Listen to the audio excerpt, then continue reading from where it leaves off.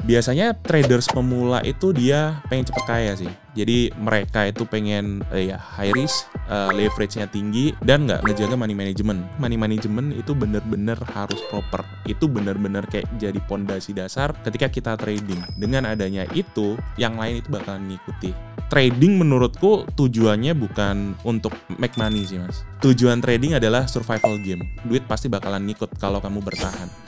Sebelum mulai aku mau ngingetin teman-teman terlebih dahulu bahwa memulai perjalanan trading itu pastinya penuh tantangan. Pastikan kalian latihan dulu. Latihannya seperti apa? Menggunakan akun demo. Di MFX kalian bisa buka akun demo dan mendapatkan 4 opsi dana virtual yang bisa kalian pilih sendiri. Pastikan kalian download aplikasi MFX menggunakan link yang ada di kolom deskripsi. Guys, balik lagi di podcast MFX. Hari ini gue gak sendirian tapi ditemani oleh seorang trader di kripto, di forex juga iya, dan mempunyai komunitas juga, komunitas cuan terus, Mas Andri. Halo Mas Andri. Halo mas, thank you udah diajakin ke podcast MFX saya. Ya, dan seperti biasa nih kalau di podcast MFX kita bakal ngobrol-ngobrol kira-kira perjalanan tradingnya seperti apa, pahitnya seperti apa, manisnya seperti apa, di trading, di forex itu seperti apa. Oke. Nah, mungkin langsung aja nih Mas Andri. Artinya kan udah trading forex juga gitu ya. Mungkin bisa diceritain sedikit awal mulanya itu sampai mengenal forex dan trading forex itu seperti apa sih? Oke. Jadi kalau ngomongin trading forex sebetulnya nggak langsung directly ke forex kan. Oke. Gua kenal trading sebetulnya di kripto. Oh, dari kripto awalnya.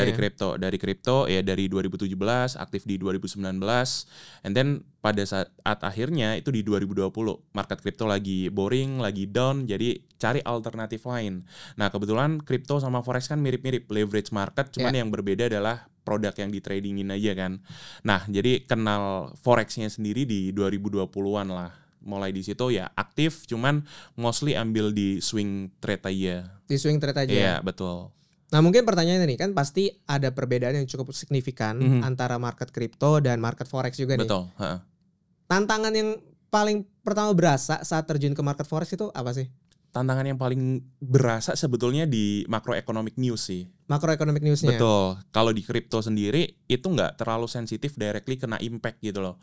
Jatuhnya di long term. Cuman kalau di forex sendiri, kalau ketika ada macroeconomic news, let's say NFP, CPI dan lain sebagainya, itu kan langsung major pairs XAU USD high volatile banget kan. Jadi itu yang bikin cukup memberikan tantangan lah bisa dibilang. Habis itu ada spreadnya gitu-gitu yang cukup berbeda di situ. Banyak terminologi yang tiba-tiba harus dipelajarin dan itu bisa mempengaruhi portofolionya juga gitu ya. Betul. Nah, apakah dari market kripto ke market forex itu langsung merasakan profit atau enggak atau gimana waktu itu? Kalau awal-awal pastilah kita pasti ada ruginya dulu di forex kan, apalagi kita leverage berbeda sangat jauh. Kalau di crypto leverage maksimal dikali 125, cuman di forex kan bisa 500 atau bahkan lebih gitu loh. Dari manajemennya sendiri itu berbeda banget gitu loh. Pasti ketika kita salah masukin lot size, abis itu ada spread yang gila, ya itu pasti kena margin call juga awal-awal. Oke. Gitu. Mayoritas artinya waktu dulu tuh belajarnya tuh dari mana sih sebenarnya? Forexnya sendiri. Forexnya sendiri. Kalau forex sendiri sebetulnya aku pribadi otodidak. Cuman kan kalau spesialistisku sebetulnya technical analysis doang aja. Dan pendekatan untuk forex tradingnya sendiri, baca macroeconomic news dan lain sebagainya otodidak. Ya bisa baca buku, cari source di YouTube dan lain sebagainya, itu aja sih. Jadi memang benar-benar belajar sendiri tuh bisa juga gitu ya? Bisa. Dan menurut aku pribadi justru keingintahuan akan belajar sendiri itu lebih nikmat gitu loh. Jadi kita kepo nih, nggak tahu apa, langsung aja cari di situ gitu. Setuju, dan banyak banget yang bilang bahwa paling enak itu ya pasti menikmati profit yang dihasilkan dari analisis sendiri. Betul, iya. Soalnya kan kita pasti waktu di fase-fase pemula tuh, mungkin cerita gue sendiri gitu ya, pasti ada rasa gatel di mana aduh gue pengen nyari misalnya signal dari orang nih, atau gue mesti ikut komunitas A, komunitas B gitu buat nyari gitu kan. Tapi kalau memang jadinya cuma ketergantungan di situ aja ya nggak bisa tumbuh juga. Betul. Balik lagi mesti bisa belajar sendiri gitu ya.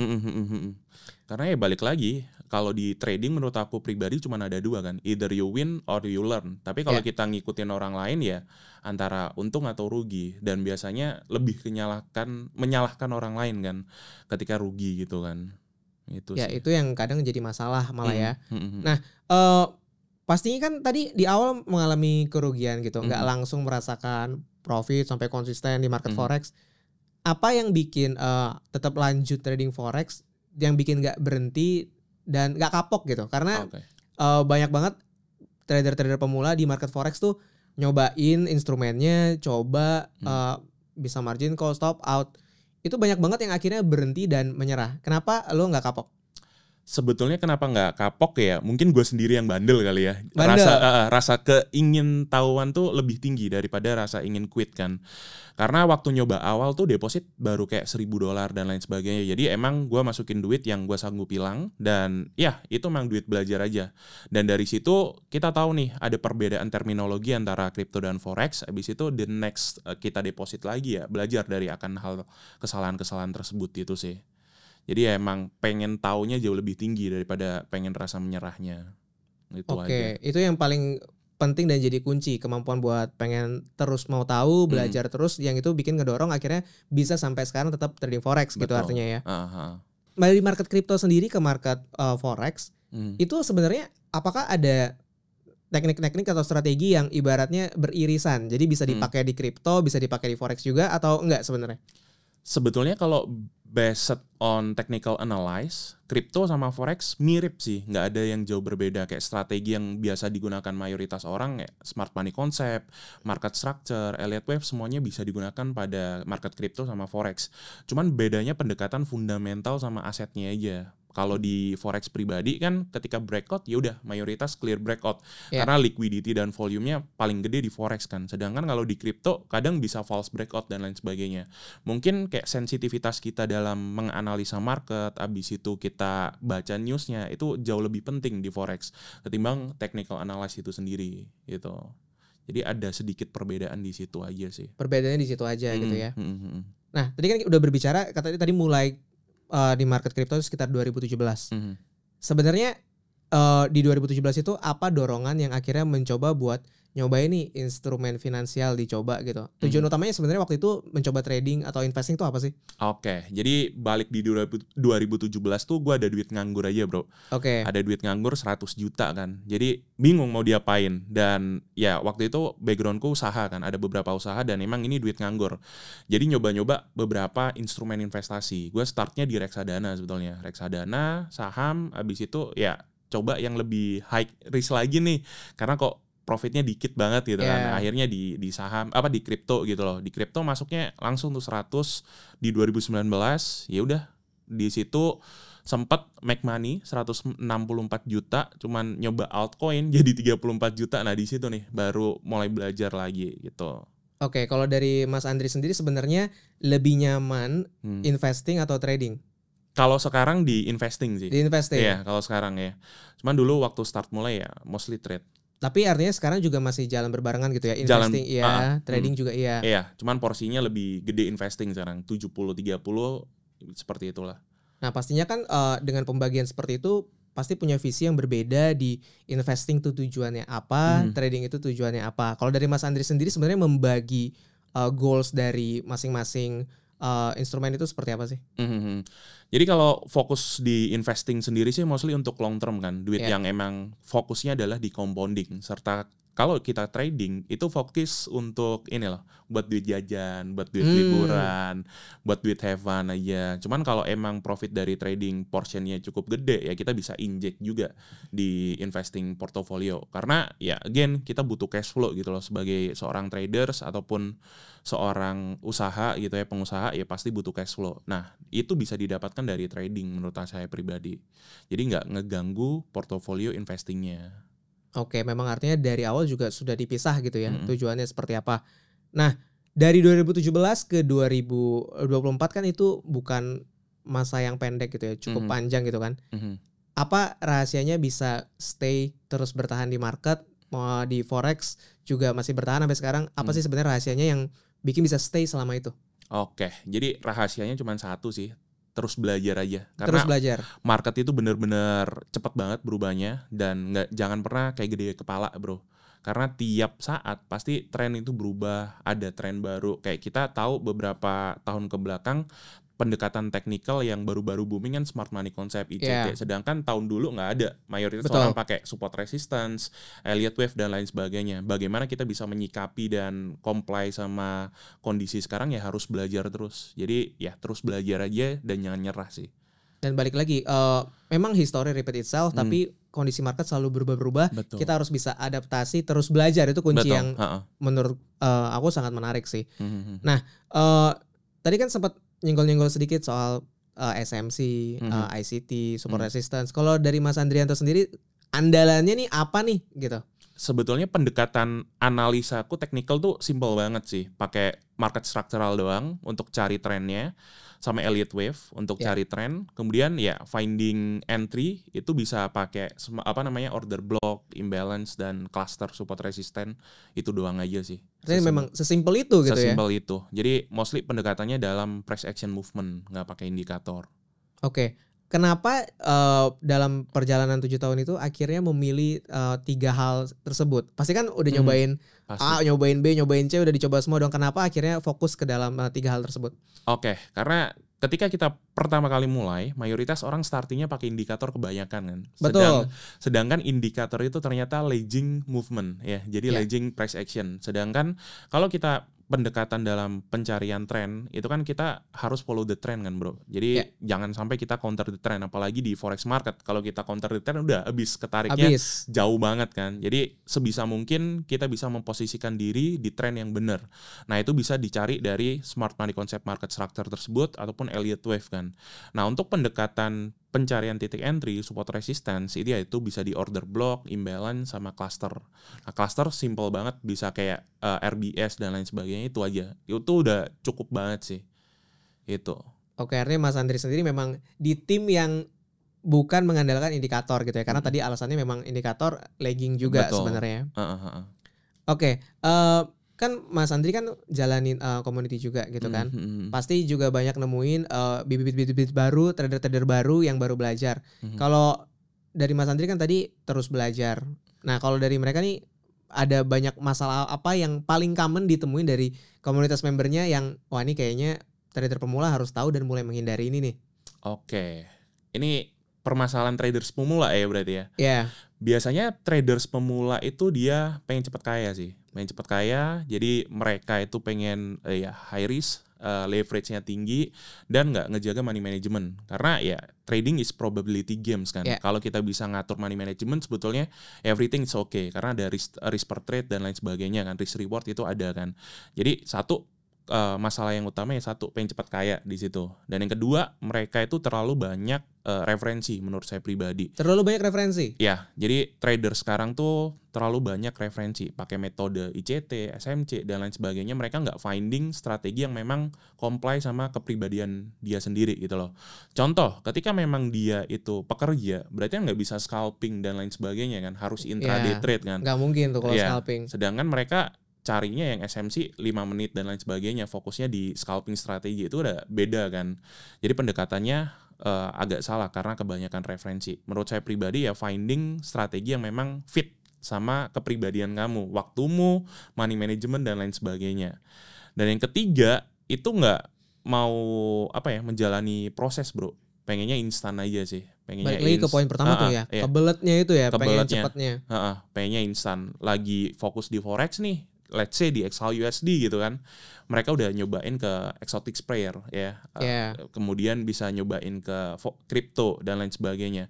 Jadi mereka nggak fokus di situ. Harusnya fokus dulu lah, kuasai bidang tersebut, baru kalau pengen cari yang lainnya ya di situ boleh gitu. Oke. Dan sebenarnya pengen cepet kaya itu sebenarnya sesuatu yang sangat manusiawi gitu kan ya. Dan aku yakin teman-teman yang nonton di rumah pasti waktu mulai perjalanannya pasti kebanyakan banget motivasi utamanya itu, termasuk aku juga waktu dulu motivasi utamanya itu. Tapi mungkin biar tergambar dengan jelas gitu ya. Kenapa mindset cepat kaya ini justru bikin trader makin jauh dari sukses? Oke, karena menurut saya pribadi ya, ketika kita fokusnya adalah pengen cepat kaya, kita seperti menghalalkan sebagai semua cara untuk menuju hal tersebut gitu loh. Contoh, sadar nggak sadar, kita yang harusnya menunggu momentum untuk trading, maksain momentum masuk. Ya, Pasti ada.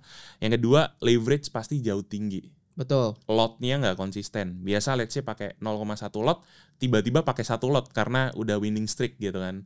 Nah dari situ nggak bisa. Yang ketiga mungkin mereka bisa pinjol dan lain sebagainya, itu bisa dihalalkan dengan mindset yang seperti itu gitu loh. Jadi menurutku pribadi itu bukan mindset yang salah sebetulnya. Cuman sabar aja, ditahan dirinya. Ada beberapa step yang memang harus kita lalui gitu.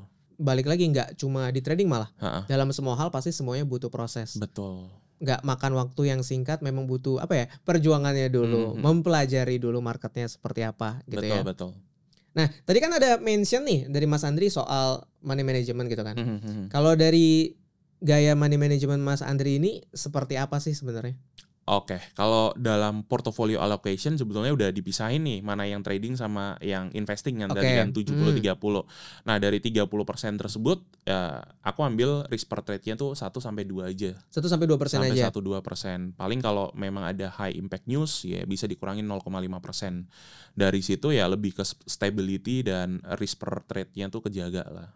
Dan itu sebenarnya banyak banget yang bilang kalau memang risk per trade-nya memang harus kecil, 1% sampai 2%. Cuma kalau dari yang aku lihat nih dari teman-teman juga biasa kalau komen di YouTube MAFX atau Instagram MAFX, mereka bilangnya itu ya pengennya juga 1% 2%, tapi pas ngejalaninnya buat 1% 2% itu rasanya sulit banget karena ya tadi potensi cuannya tuh jadinya ikut kecil dong. Ya, equity-nya mayoritas kecil kan berarti Betul. kan. Jadi ya mau nggak mau gedein equity-nya aja. Karena ya mau equity gede, mau equity kecil ya 100% juga gitu loh. Jadi mungkin kalau equity-nya $1.000 ke bawah ya pakai 2% it's okay. Karena ketika 2% kamu memiliki 50 kali kesempatan untuk gagal kan. Ketika kamu naikin risk per trade let's say 10%, kamu cuma punya 10 kali. Sampai pada akhirnya margin call gitu loh. Belum lagi kalau kamu nggak pakai stop loss, udah habis. Karena trading menurutku tujuannya bukan untuk make money sih mas. Oke, apa tuh? Pernah menarik nih. Tujuan trading adalah survival game. Survival game. Bertahan dalam jangka waktu lama gitu. Betul, ya. Karena duit pasti bakalan ngikut kalau kamu bertahan.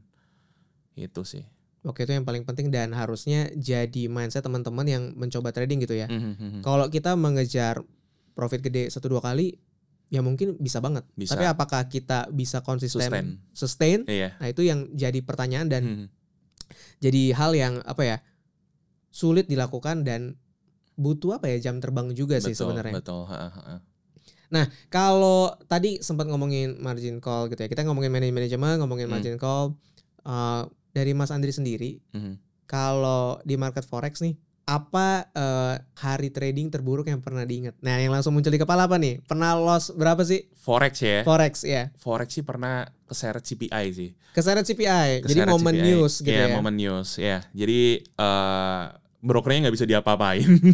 Jadi keseret, yaitu kena sekitar 70-an lah, 70 juta. 70 juta. Ya, waktu CPI.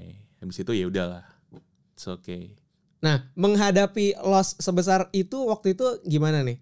Sebetulnya karena money manajemennya tadi kejaga, harusnya kan 1% kan, 1% di 30-an juta, karena keseretnya cuma 3-4%, it's okay. Besok atau next week bisa kita balikin lagi sih. Jadi karena money management ke kontrol, it's okay. Cuman ya agak sayang aja karena impact news dan kita nggak bisa buka brokernya, habis itu ya seperti itu. Ya, dan itu balik lagi bisa menerima loss sebesar itu juga ada efek dari jam terbangnya Mas Andri juga dong artinya. Betul, ya. Mentalnya udah terbangun juga. Nah, buat teman-teman di rumah, menurut Mas Andri gimana sih cara paling ideal buat membangun mental nih? Karena kita tidak bisa bilang bahwa market forex itu tidak mungkin tidak pernah loss gitu kan. Pasti pernah gitu kan. Hampir setiap minggu mungkin pasti ada lossnya. Gimana sih membangun mental supaya kita lebih siap menghadapi loss dan bisa stay long time, sustainable dalam jangka waktu yang lebih panjang gitu. Oke, bagaimana cara membangun mental supaya bisa menerima loss? Ya. Oke, satu ya kenalin dirimu sendiri, berapa duit yang sanggup kamu hilang. Jadi ketika kamu cuma sanggup hilang 1 juta, jangan coba-coba risikokan 10 juta gitu. Itu nggak bakalan nyaman. Kamu open position mungkin ragu, beberapa menit pengennya lihat handphone dan seterusnya. Jadi tahuin dulu dirimu. Dan ya, yang kedua, ya jangan pernah berhenti belajar. Jadi kita harus tetap belajar. Setiap hari sentimennya akan berbeda. Apalagi kalau di akhir-akhir ini kan ada perang di Iran sama Israel dan lain sebagainya. Itu yang mempengaruhi kondisi market. Jadi keep in touch di market, stay in market. Ya udah belajar aja terus. Dan yang ketiga, ingat margin call, stop loss menurut saya bukan aib ya. Jadi itu bukan sebuah akhir dari perjalanan. Justru fitur stop loss itu menjaga saldomu supaya tetap ada. Betul. Kamu masih bisa survive gitu loh. Itu sih. Dan itu yang biasa sering tidak dilakukan oleh trader dan akhirnya jatuhnya ya mentalnya kena juga gitu ya. Tadi kan kita ngomongin hari terburuk nih. Nah, kalau hari terbaiknya nih, selama trading forex, apa yang paling langsung inget? Waduh, pernah trading terus ini hari terbaik trading gue. Di forex sih di XAU sih Mas. XAU di harga 2.400-an itu sempat floating 700 pips. Itu lumayan sih. Itu benar dapat swing, dapat bottom, habis itu ya udah tinggalin aja. Itu lumayan. Dan itu kan bisa sampai dapat 700 pips gitu ya. Itu waktu itu apa yang dilakukan? Mostly dari technical sih. Mostly dari technical analyze, dapat memang cluster bottom, ya udah hold, memang kepengen swing aja. Dan kebetulan momentum lotnya pas gitu. Jadi enak. Oke. Nah, bisa kan pasti kita kalau namanya trading bikin analisis kan pasti terbagi dalam dua nih ya. Mungkin ada technicalnya iya, fundamentalnya iya. Dan aku sering banget nemuin penonton di MFX atau sosial media MFX tuh mereka itu berat banget di analisis teknikalnya. Berat banget tuh apa tuh maksudnya? Fokusnya ke analisis teknikal aja. Nah, tapi melupakan fundamentalnya. Betul. Nah, kalau menurut Mas Andri, bagaimana seharusnya kita approach analisis sebenarnya? Sebetulnya kan semua berkaitan kan. Kalau kita ngomongin technical analysis itu kan kita ngomongin where kan, where dan when kan, di mana dan kapan kan. Sedangkan kalau fundamental kan what kan, apa nih yang mempengaruhi market tersebut naik atau turun. Sebetulnya harusnya portionnya juga seimbang gitu loh. Let's say mungkin kamu jagonya di technical analysis ya bisa 70% dan 30% di fundamental untuk nge-confirm sebuah position yang bakal kamu ambil gitu loh. Cuman kalau memang jagonya di technical analysis ya mainnya mungkin di short term trade aja. Karena hindarin news aja sih Mas. Karena ketika news itu kan bakal ngerusak serak-seral, ngerusak abis itu ngerusak price action juga, dan ya itu bakal ngerusak dirimu juga kan. Dan mungkin hindarin news aja. Oke, dan kalau dari Mas Andri nih ya, kan tadi sempat ngomongin soal ada orang yang cocok mungkin di short term, medium term, long term. Kalau Mas Andri sendiri biasanya gaya tradingnya seperti apa sih? Kalau aku sekarang intraday sama swing sih. Jadi open position mungkin bisa di close kayak bisa hari itu juga kalau memang take profitnya udah hit, atau bisa 2-3 hari atau seminggu bahkan lebih, tergantung invest atau trade aja gitu. Bagaimana sih sebenarnya menjadi seorang swing trader? Karena kalau dengar banyak orang yang coba forex, forex kan enaknya cepet, ambilnya pendek-pendek atau sehari tutup buka tutup. Nah kalau Mas Andri kan swing gitu kan, yang time frame-nya justru lebih lama. Betul. Bagaimana sih, bisa kasih gambar nggak sebenarnya jadi seorang swing trader di market forex? Oke, karena mungkin ini latar belakang aku pribadi kan, aktivitasku sebetulnya nggak full time trading gitu loh, nggak bisa setiap saat ngeliatin market dan lain sebagainya. Jadi ketika aku memaksakan untuk scalping, ya mayoritas bakalan counter the trend higher time frame-nya kan. Jadi aku pengen make sure positionku di swing trade ya, entah itu di trend yang H4 ataupun daily itu pas nih. Ketika bullish ya kita ambil long dan lain sebagainya. Dan satu, punya conviction yang tinggi juga sih akan trade tersebut. Dan karena conviction tersebut udah kebentuk, risk management udah kejaga, kalaupun kena loss ya udah aku siap menerima loss tersebut gitu loh. Tapi kalau kena take profit ya itu reward yang bakal aku dapetin. Jadi less trade it's better kalau menurut aku. Jadi bias kita itu nggak berubah-berubah. Karena kalau scalping kita kan dipaksa untuk masuk ke time frame yang jauh lebih kecil. Kan. Nah biasanya ketika scalping, ketika pagi atau Asian session bearish gitu ya, New York bisa jadi bullish gitu loh. Takutnya kita kebawa biasnya, kita carinya short terus gitu. Jadi menempatkan positionnya supaya kita bisa nyaman untuk tradingnya gitu. Bukan berarti scalping salah. Kalau emang kamu cocoknya scalping ya itu memang bidangmu gitu loh. Toh waktu orang kan beda-beda. Iya. Gitu. Dan balik lagi, sebenarnya semuanya sama-sama baik, tapi tergantung lagi cocok atau enggak aja. Betul. Karena ada juga mungkin orang yang lebih nyaman di swing dan nggak nyaman di scalping, tapi ada juga yang kebalikannya. Betul. Nyaman di scalping tapi begitu swing gatel kan ada. Biru dikit langsung di close Ya, ABC ya. pengennya pencet terus. Heeh. Karena gue sempat ngobrol juga, ada juga loh orang yang trading itu tujuan utamanya itu sebenarnya di adrenalinnya. Jadi suka buka tutup posisi kayak gitu ada juga. Oh ya? Iya, dan itu artinya memang dia goalsnya artinya memang lebih ke scalping dong. Betul. Nah balik lagi sebenarnya kalau kita mau nyaman, stay long di market ya, mesti cari apa yang paling cocok sama kita gitu ya. Betul, setuju. Ya, nah swing itu kan bisa dibilang porsinya gue nggak tahu ya. Menurut gue sih tidak terlalu banyak dibanding yang lain, dibanding intraday sama scalping gitu kalau di market forex gitu ya. Ada tips nggak buat teman-teman misalnya yang tertarik? Gue juga sama nih, gue nggak punya terlalu banyak waktu. Gue juga lebih suka tadi buka posisinya jarang-jarang. Ada tips nggak buat orang yang mau coba swing trading? Apa yang perlu mereka siapkan sih sebenarnya? Untuk swing trading fokusnya di major pairs saja sih.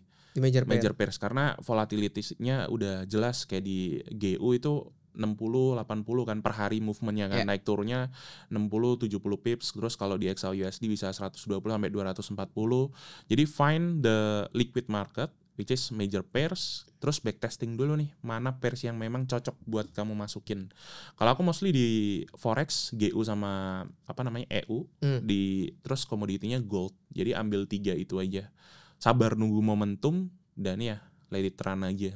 Memang harus balik lagi kuncinya sabar gitu ya. Sabarnya iya. itu yang paling penting tapi paling susah juga. Betul. Buat ngejalaninnya susah sih memang. Cuman susah. Ketika kalian memang sukses dalam proses tersebut ya pasti bakal jadi kebiasaan kok. Bakal jadi habit dan bakal nanti jadinya otomatis nggak perlu mikir terlalu panjang lagi gitu karena betul. udah terbiasa. Oke, mungkin selanjutnya kalau di tadi kan udah sempat ngobrol nih di komunitasnya Mas Andri.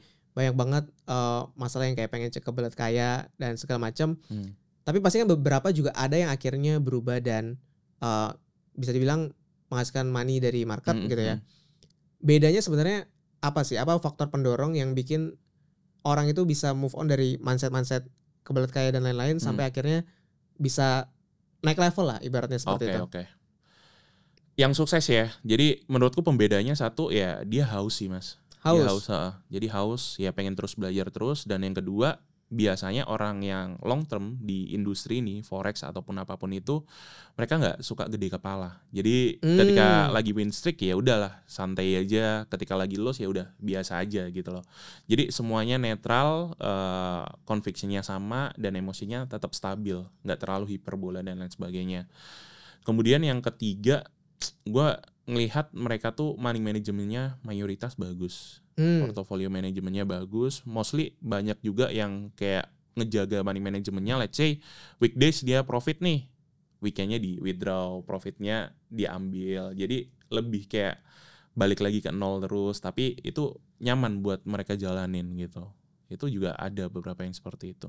Oke, jadi memang ada faktor-faktor yang jadi pembeda yang bikin mereka bisa ibaratnya naik level gitu ya. Nah, kalau dari Mas Andri sendiri nih kan punya komunitas juga. Menurut Mas Andri sebenarnya kenapa banyak banget trader pemula, termasuk gue nih gitu ya, itu pasti haus banget buat nyari namanya komunitas, buat ngobrol sama trader-trader lainnya. Kenapa mereka mencari itu dan kenapa sebenarnya komunitas itu penting? Oke. Komunitas itu menurut aku penting banget ya, karena industri ini tuh sebetulnya sepi kan. Ketika kita menjadi seorang traders, nggak semua orang lingkungan kita itu ngerti akan trading. Jadi kita butuh satu circle yang emang ngedukung kita, dan yang kedua ngelakuin hal yang sama dengan kita. Jadi at least kita punya teman ngobrol, punya teman untuk sharing dan bertukar pendapat akan apa yang kita sedang jalanin gitu loh. Nah dari situ ya kita bisa belajar satu sama lain, seperti itu sih. Dan itu jadi satu hal yang sangat penting gitu ya. Penting banget. Soalnya kalau dari cerita aku sendiri nih ya, kenapa dulu aku waktu awal-awal trading cari komunitas juga. Karena simple, kadang kalau lagi ngerasa loss, ternyata yang lain loss juga. Jadi lebih tenang gitu kan. Ternyata saya tuh salah tuh nggak sendirian. Jadinya nggak menyalahkan diri sendiri terus. Ternyata memang ya marketnya seperti itu. Yang mengalami ini bukan saya doang kok gitu kan. Oke, tapi biasanya yang orang-orang yang join komunitas itu mayoritas artinya kebanyakan nyari apa sih sebenarnya? Nyari sinyal sih mayoritas. Mayoritas nyari sinyal. Yang datang ke komunitas mayoritas penyari sinyal sih. Gua rasa anak-anak traders pemula yang sekarang tuh mayoritas cari sinyal. Sedikit banget nih yang kayak gua ajarin ini dong dan lain sebagainya. Mayoritas mereka ya pengen instan itu aja sih. Cuman dengan adanya komunitas harusnya membangun kultur yang bagus ya. Bagaimana kita bisa berdiskusi, bagaimana kita bisa sharing akan platform tersebut ya. Itu bagus sih komunitas. Apakah trader-trader pemula yang mencari komunitas buat nyari signal gitu ya, itu sesuatu yang buruk, baik atau seperti apa? Tergantung pendekatannya sih. Tergantung pendekatannya. Bisa baik, bisa buruk juga. Baik kalau memang kamu pengen belajar top proses untuk dapetin sinyal tersebut. Buruk kalau kamu memang bergantung pada satu trader atau satu komunitas untuk kasih sinyal aja. Sedangkan kalau memang salah ya kamu nggak belajar apapun dari situ. Tergantung pendekatannya dan tujuannya apa sih gitu. Pernah ketemu member komunitas yang misalnya ada signal terus ngomel-ngomel gara-gara loss nggak? Sejauh ini belum, alhamdulillah. Sejauh ini belum ya? Sejauh ini belum ya. Nggak tahu kalau di belakang ya. Cuman sejauh ini belum ada sih. Nah sebenarnya seorang trader kalau mau beneran tumbuh gitu ya, di komunitas harusnya mereka menganggap atau memperlakukan komunitas itu seperti apa sih? Sebetulnya balik lagi ya, definisi dasar dari komunitas adalah tempat kita berkumpul, tempat kita kasih value yang masing-masing gitu loh. Harusnya ketika pengen kita bertumbuh bareng-bareng ya semuanya kasih value. Jangan hanya satu orang, misal nih, contoh kayak aku pribadi, leader di grup tersebut, kalian hanya bergantung pada aku pribadi gitu loh. Kalau emang kita pengen tumbuh bareng-bareng ya udah, share apa yang kamu ketahui dan kita belajar bareng pada komunitas tersebut. Itu aja sih. Jadi kalau mindsetnya itu memang harus dari awal ibaratnya sifatnya dua arah. Untuk dapat value ya give value juga. Betul. Kalau memang cuma ngambil value doang dari diri sendiri nanti nggak bakal tumbuh di long term gitu ya. Karena kamu bakal mandalin satu orang doang. Dan itu jadinya bahaya gitu ya. Balik lagi yang paling enak memang menikmati profit dari hasil analisis sendiri. Betul, setuju. Kalau dari Mas Andri sendiri nih melihat pengalamannya, melihat masa lalunya, pasti kan pernah melakukan kesalahan-kesalahan dalam trading gitu kan. Apa kesalahan terbesar yang pernah Mas Andri lakukan dalam trading dan apa yang dipelajari dari hal tersebut? Oke, kalau ini ngomongin dari trading ya, itu jatuhnya di kripto sih sebetulnya. Jatuhnya di kripto, di COVID-19, itu aku ada high conviction Bitcoin di 4.200 kan. 4.200, salahnya di sana adalah overconfidence, masuk dengan size dan leverage yang gede, ternyata terlikuidasi di bottom COVID. Di 3.800. Udah semuanya hilang di sana.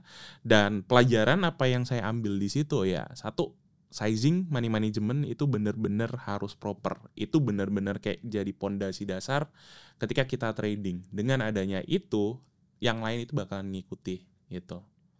Itu sih yang jadi pelajaran banget. Dan itu akhirnya membantu Mas Andri sampai sekarang gitu ya. Betul. Makanya dari tadi gua ngomongnya paling penting money management. Paling penting money management karena dari cerita-cerita rugi tadi ya. Iya. Nah, kalau dari market kripto sendiri gitu kan pasti bentar lagi kan cycle mulai terulang lagi, bakal high lagi. Pasti nanti bakal ada bear market lagi juga gitu ya. Betul.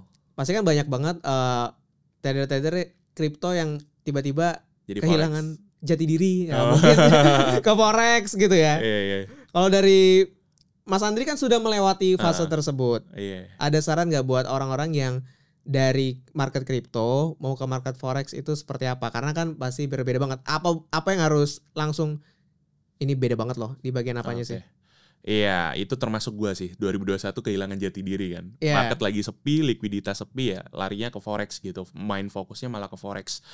Yang ngebedain banget sebetulnya ya sensitivitas dari macroeconomic news itu langsung berasa di forex market. Yang kedua ada spread. Kalau di kripto kan spreadnya nggak begitu berasa. Sedangkan di forex tuh spreadnya berasa banget. Sama yang kedua adalah slippage. Jadi ya itu harus kejaga banget dan harus dipelajari lah. Sisanya kalau dalam pendekatan technical analysis harusnya sama, nggak jauh berbeda. Oke, dan harusnya sudah bisa pada siap lah ya nanti menghadapi market bear. Terus misalnya mau coba forex tuh harusnya udah bisa pada siap. Yep. Nah dari Mas Andri sendiri kan trading juga iya, running community juga iya. Day to day-nya sebagai seorang swing trader tuh seperti apa sih? Berapa banyak frekuensi buat buka posisinya? Sering lihat chartnya itu seberapa banyak? Karena ini aku lihat juga kan jauh-jauh dari Banyuwangi ini kita ke Jakarta, masih sempat podcast segala macam. Artinya memang saat jadi swing trader memang seperti itu gitu ya? Iya. Jadi kalau ngomongin berapa lama kita untuk analisa, mungkin kalau jam ya, itu bisa di 3-4 jam aja per hari. Dan mostly di market yang liquid, entah London Session ataupun di New York Session. Biasanya sih kalau analisa di jam 7 sampai jam 9-10 itu kan market lagi mantep banget dan gak konsolidasi. Terus day to day-nya ya ngurusin beberapa bisnis, ngurusin community, itu aja sih. Makanya lebih nyaman di swing trade. Oke.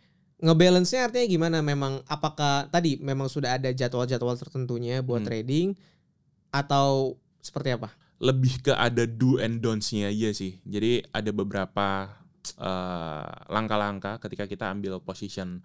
Cuman kalau dalam analisa kita trading ya gue carinya di market yang liquid, London Session ataupun New York. Jadi ambil di position yang di seperti itu, sisanya cuman ngikutin trading plan aja. Oke, artinya memang udah melakukan analisis stick sama trading plan-nya, abis itu bisa aktif melakukan aktivitas yang lain. Betul. Seperti itu ya. Nah kalau Mas Andri sendiri melihat buat masa depan trading itu seperti apa sih? Di forex market itu juga seperti apa? Karena kan balik lagi kita ngelihat ke belakang beberapa tahun ke belakang, kayak dari masa pre-covid, covid sama sekarang aja tuh udah beda banget. Mungkin dulu juga kita lihat literasi soal keuangannya buat investasi trading itu masih sedikit banget. Nah ini kita lihat nih begitu pas Covid kan sempat ada sedikit boom gitu kan. Nah kalau Mas Andri sendiri melihat ke depannya rakyat Indonesia tuh buat trading itu seperti apa sih? Sebetulnya penting banget untuk kita mengetahui informasi atau edukasi tentang financial market ya. Karena ya itu yang bakal menyelamatkan uangmu, value uangmu akan inflation dan lain sebagainya. Nah untuk masa depan trading sendiri ya aku harap industrinya makin bagus ya, karena kita bisa melihat beberapa adopsi yang paling kelihatan ketika COVID. Ketika COVID, semua konvensional market lagi down, ternyata beberapa market kayak saham, kripto dan lain sebagainya naik kenceng banget kan waktu itu kan. Nah di situ mungkin bisa menjadi sebuah alternatif nih, mencari keuangan atau pendapatan yang lain di situ. Itu sih. Oke, kalau di beberapa tahun terakhir, mungkin di luar market gitu ya, itu kan lagi banyak banget kegiatan atau skill seseorang yang digantikan sama AI gitu kan. Betul. Dari kita lihat tadinya dari gambar, video sampai sekarang semuanya kayaknya udah mengarah ke AI semua gitu kan, semua. Dan progresnya itu cepet banget. Kalau menurut Mas Andri sendiri, apakah AI juga akan mempengaruhi industri trading atau enggak?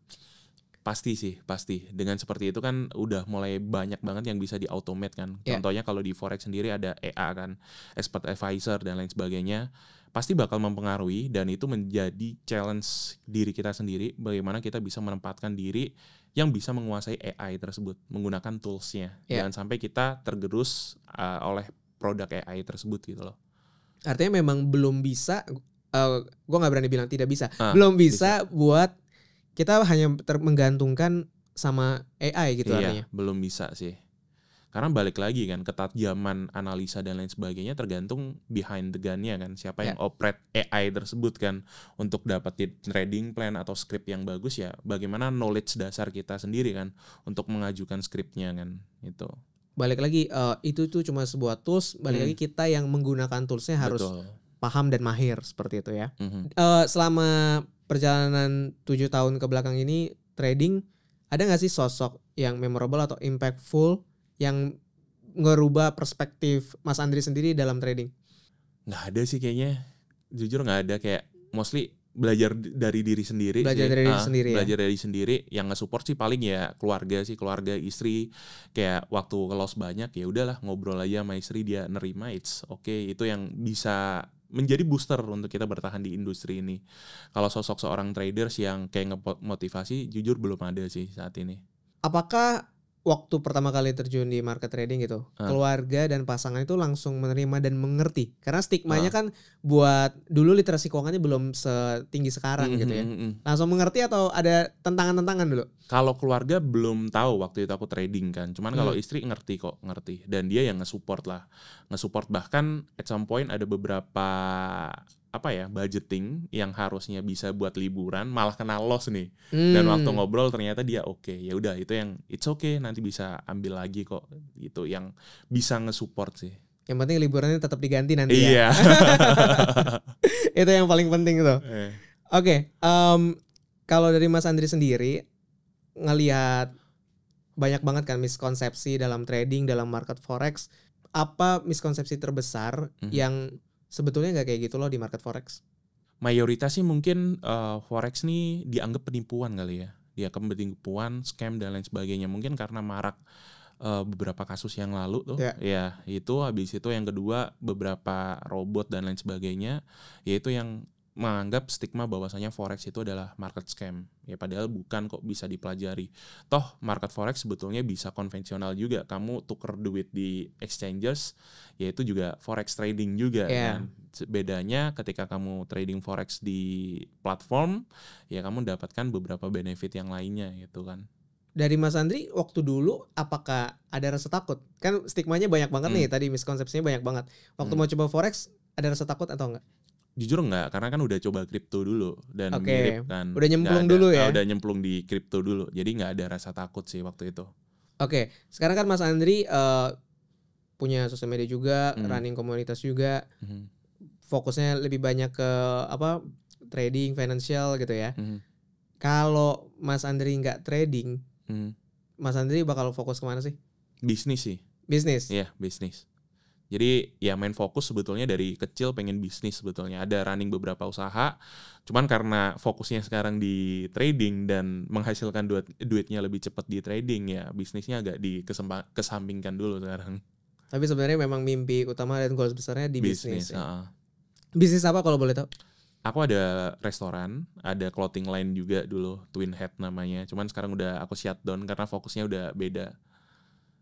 Nah, ada beberapa properti lah.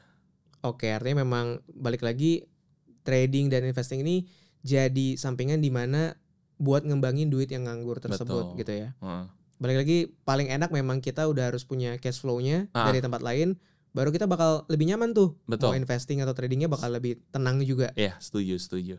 Oke, mungkin pembicaraan kita hari ini cukup sampai situ aja. Oke. Makasih banget Mas Andri. Tadi juga udah sharing banyak banget dari soal perbedaan market crypto sama market forex. Ada ceritain gimana community juga. Orang-orang yang join community itu seperti apa.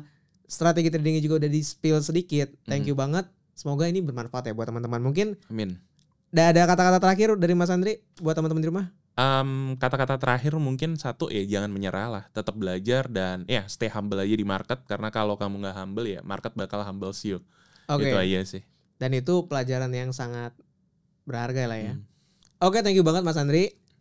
Sampai jumpa di episode-episode berikutnya. Teman-teman juga pasti udah subscribe dan like supaya gak ketinggalan episode-episode kita berikutnya. Dadah.